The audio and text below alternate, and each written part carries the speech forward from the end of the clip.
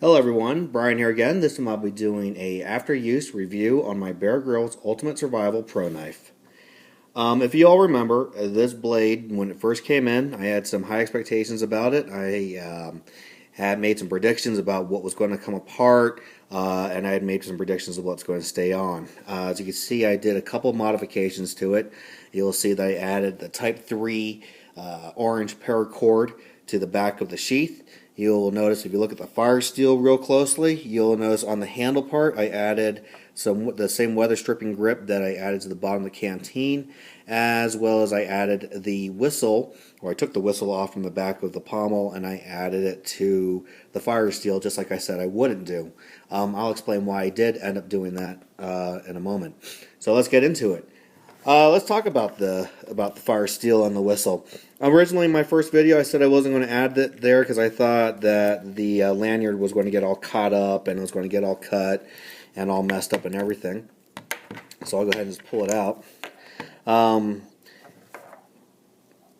The fire steel was very difficult to get out. The correct way to get it out was to actually pull up and pull out. Well, honestly, you really can't pull up on here. There's not really enough play. So to aid that, I added these grips here because it's very difficult to hold on to the fire steel pulling it out. So that's on there.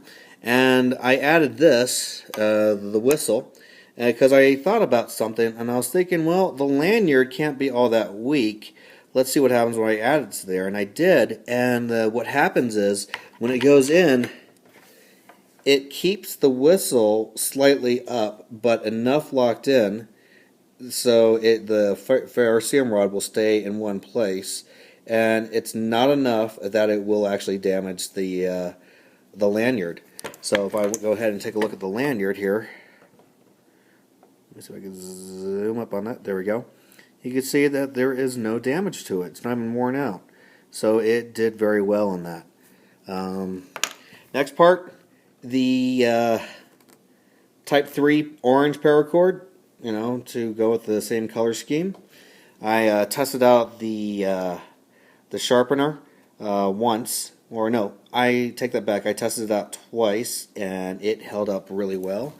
Kept the edge on my blade very sharp, very clean, very nice. I just noticed there's some fuzz in there. Thank you, HD.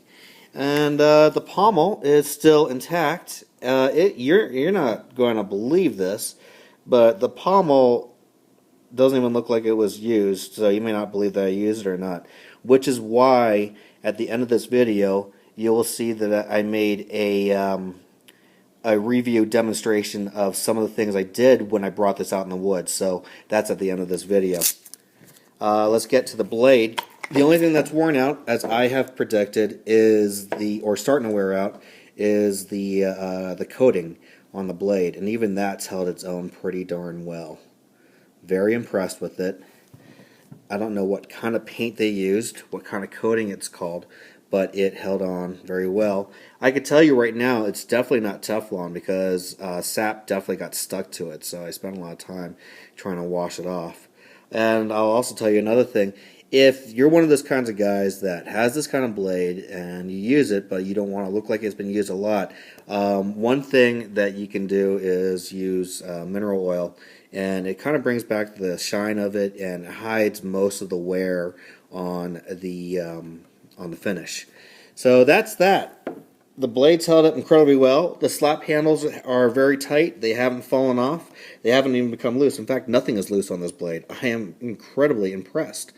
So I'm going to shut up for now, and you could watch the recap video demonstration of what I did in the woods, even though it was in my backyard. And the reason why I didn't film myself actually in the woods, because it's me, myself, my Gerber knife, and my iPad, and I have no way of actually, I don't have a tripod for my iPad, so it's kind of hard to mount that in the woods without fearing that it's going to fall and break and smash the screen. So I didn't want to risk that. That's why I made a recap of what I did, a demonstration of what I did in the backyard, and you'll see how it works. So this is Brian signing off for now, and I will talk to you all later. Okay, bye-bye.